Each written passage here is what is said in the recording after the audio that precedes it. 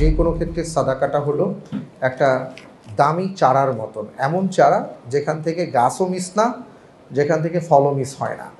তা আপনি যখন সাদাকা করলেন, আপনি একটা বৃক্ষরোপণ করলেন, এই বৃক্ষের ফল দুনিয়াতেও পাবেন, জান্নাতেও পাবেন ইনশাআল্লাহ। তো এই ক্ষেত্রে আমরা এই বৃক্ষটাকে যেন শুধু নিজেই রোপণ না করি, সন্তানদেরকেও প্র্যাকটিস করাতে হবে। রাসূল সাল্লাল্লাহু আলাইহি ওয়াসাল্লাম অনেক সময়ই এমন করেছেন, বাচ্চাদের হাত দিয়ে অনেক কিছু দিয়েছেন। তা আমরা আমাদের বাচ্চাদেরকে সাদাকা করতে হয় এটা শেখাবো।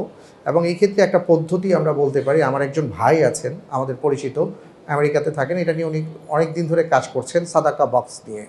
সেটা হলো যে আপনার বাসায় আপনি একটা বক্স বানালেন, ছোট্ট একটা কিছু রাখলেন, কিউট একটা সুন্দর কোনো কৌটো রাখলেন যেটা বাচ্চার পছন্দ, এবং সেখানে ওকে শিখিয়ে দিলেন যে বাবা আমি তোমাকে যা দিই সেখান থেকে কিছু কিছু তুমি জমিয়ে এখানে রেখে দাও। তো বাচ্চাটা এখানে রাখলো, সপ্তাহ শেষ হয়তো জুমার দিন আসছেন, আপনি সেই সাদাকা বক্সটা খুললেন, দেখো দেখি তুমি কত টাকা জমিয়েছো। ও দেখলো, ওই অর্থটা নিয়ে ও সহ আপনি দরিদ্র বা কোনো জায়গায় সহযোগিতা দরকার, ওর হাত দিয়ে দিলেন। এতে করে ওর মধ্যে একটা অভ্যাস তৈরি হবে।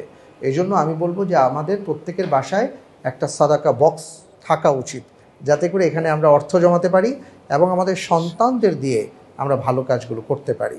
আল্লাহ তাআলা আমাদেরকে সেই তৌফিক দান করুন। আমিন।